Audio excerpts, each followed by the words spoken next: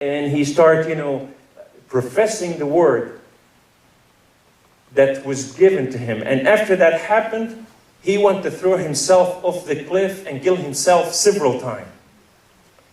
When he went to his wife and he told her, this is what happened to me, I think I'm possessed with a demon. And his wife said to him, no, Muhammad. Because she was an owner of over 100 camels. That's over 100 UPS airplane at that time. It'll be in 3 days over there. We have the fastest camel in Arabia. Said to him, you are a prophet. Allah, God is speaking to you. So from that, several years later, he was debating this and many things was happening to him, and then he came to with the Islamic things. After Muhammad was born in that side of the world, he tried to lead his Quraysh tribe to come to Islam, and none of them came except about between 70 and 80 people came. And these were, some of them were slaves, some of them, were just, downcast and what so have you. And he's trying to emulate himself as Christ at the time. And many of them went back. And what happened is, he was chastised and beaten for his belief. So what he did, he moved to a city, it's called Yathrib. Yathrib, today it's called Medina. Medina means the fortress. This is where Al-Ansar, the people of, the rebels, supported him, and now they protected him. With them, he went to the desert, and they started raiding all the caravans that taken place. And this is how they fed each other, fed themselves, and brought the booties and what so have you, and they shared the power. That's how Islam started.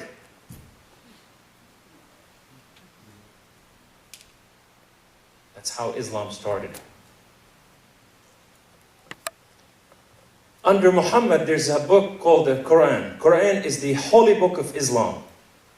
The Quran is the word of Allah given to Muhammad. Under Muhammad, there's what's so-called hadith. Hadith is the life and the commandment of Muhammad. What you should do, what you should not do. What we refer to it in the Muslim world, it's called sunnah. Those who live by that life, they have to live by the sunnah code. The Sunnah code is to be a Sunni Muslim and not Shiite Muslim, and to follow everything Muhammad says. Under Hadith and the Quran, there's what's called Sharia law. Sharia law is the Quran and the Hadith by Muhammad put together to create the Islamic laws. Islamic laws are the constitution of Islam.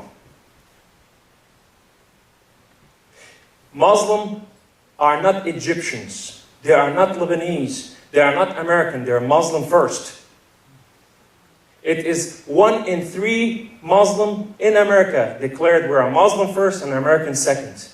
1 in 3, they believe in people doing, a culture, to do a jihad, to die for the sake of Allah. Believe that this must happen in the United States of America. This is American Muslims. 1 in 3. Sharia law has every level of Islamization. It has government of war, it has a government of economics, it has the Sharia law finance, it has the civics, it has the education, it has every level of government. So when a Muslim comes to the United States of America and say, we want to bring Sharia law to your country, that means we want to bring the Constitution of Islam to your country. My people perish for the lack of knowledge. When you don't know what you're dealing with, you say, yes, it's okay. And all of a sudden, you lose what you have. Because the Constitution of Islam is so powerful, it is made to take over other constitutions. It happened throughout Europe. Today, England, they legalized Muslim courts. The High Court now have Muslim judges. They have Supreme Court judges. America about to do the same thing. They're about to introduce one. It's happening all over European continent. And when that happens, your right will change, because what happened is the American Constitution is no longer valid, because what the American Constitution stands for and all the amendments will start falling apart. Because the other constitution has completely different understanding. Do you understand me, children of God? Now, under that constitution, there's what's so-called Khalifa. Khalifa is the man who follows Muhammad and they inherit Muhammad power and what so have you. Today, the Muslims are waiting and calling for the final Khalifa to lead the world of Islam. The OIC has assembled, the Muslim Council has assembled all over and waiting for the final Khalifa. Under the Khalifa, there is what's so-called Ummah, U-M-M-A. Ummah is one world order. Ummah, U-M-M-A, is one world order. The one world order, when it take about place and the Khalifa is assembled and he's right there, now, therefore, the one world order has been assembled and they have put their king over there, and now the marching will take over to Islamicize the whole world according to the Quran. Many say, well, Muslims are people of peace. Well, there's two different Muslims. There's three different Muslims. There's Muslim that's zarat, that they want to kill you, and they're right here and they tell you we love you. You have the second one, which is they really go to the mosque and they do their things, but yet they don't feel that they are supposed to do anything to you until the coming of the Khalifa. And when the Khalifa comes, it's their duty to join with him and fight with him. Because the Quran says every Muslim is commanded to fight, and if you cannot fight physically, you have to fight financially. That's why there's so much money to advance jihad. And jihad doesn't mean fight against self only, but it's fight against the enemy. Otherwise, Muhammad is a liar.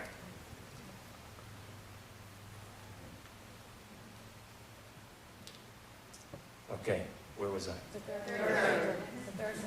The third one is the one that they came to the United States of America, that they don't want anything to do with Islam. They run away from the depression, from the ruling, from the exhaustion, from being beaten down, or they've been robbed, or they came to understand what they're dealing with is not real.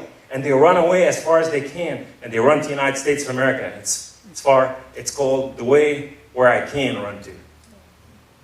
And that's where they came to take haven in here. So you have to understand, these are three kind of Muslims. One of them will tell you everything you want, and they laugh in your face, and and the second one is they will tell you, no, Islam is this and Islam is that, and it's, I don't believe in war. And he's not believing in war until the Khalifa comes. He's right, he's telling you the truth, but he's not telling you the whole story. And the last one is he's telling you, I ran and I need a home. I'm here to contribute. In the United States of America, when I came here, I was one of the first beginner. We were the second wave. The first wave came in the 60s. But the 60 wave that came in here, all of a sudden they start buying cars, buying home, prostitution, doing a lot of things. They were wasting millions of dollars. That's the first level. So we came here as the whip, and we told them how it's going to be from now on. Or otherwise go back home, and if they go back home, they will be contended with. So we put the pressure on them, and we were the one who brought culture jihad in here to shift the plates from the United States of America. Shift the plates that they sit underground, the whole culture of the United States is standing on it. And once they shift and they create gapping, you're going to see a lot of issue on the surface of the earth. We brought enough finances and monies to change your culture. The Saudi Arabian were financing us. We worked for them I worked for them until 1985. Because how can you advance something without money? You could not do it for free. As I'm going from one place to another, one day I had a car wreck. The car wreck was so severe. I was driving this little car, Mazda RX-7. It has a T-top. And I ejected out of the T-top and I flew up in the air as the 18-wheeler hit me right in the middle of my car. It broke the car in half. And I flew up in the air and I fell on my head, on my neck, in a mud hole, cracked my neck in 2 places. And every other bone in my body. My collarbone, my knee, and every place. When that happened, I cried out to my God, Allah, Rabbi wa Mawlai, why did you do such a thing to me? I was going to recruit 6 Moroccans just arrived to the United States of America to join us in the war.